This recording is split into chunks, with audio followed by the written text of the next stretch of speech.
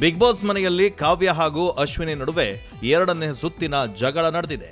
ಈ ಬಾರಿ ಜಗಳಕ್ಕೆ ಕಾರಣವಾಗಿದ್ದು ಟಾಸ್ಕ್. ಫಿನಾಲೆ ಹತ್ತಿರವಾಗ್ತಾ ಇದ್ದಂತೆ ಸ್ಪರ್ಧಿಗಳ ಮಧ್ಯೆ ಪೈಪೋಟಿ ಜೋರಾಗಿದೆ. ಅದರಲ್ಲೂ ಬಿಗ್ ಬಾಸ್ ಕೊಟ್ಟಿರುವ ಟಾಸ್ಕ್ಗೆ ಸ್ಪರ್ಧಿಗಳು ಜಗಳವನ್ನ ಮಾಡಿಕೊಳ್ತಾ ಇದ್ದಾರೆ. ಇದೀಗ ಕಾವ್ಯ ಹಾಗೂ ಅಶ್ವಿನಿ ಸರದಿ.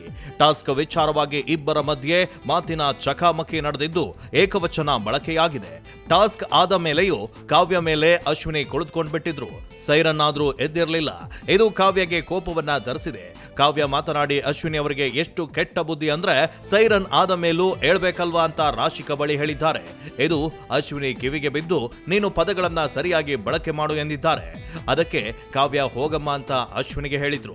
ನೀನು ನಿನ್ನ ಅಮ್ಮಂಗೆ ಹೋಗಿ ಇದೆಲ್ಲ ಹೇಳು ಅಂತ ಅಶ್ವಿನಿ ಕೂಗಾಡಿದ್ದಾರೆ.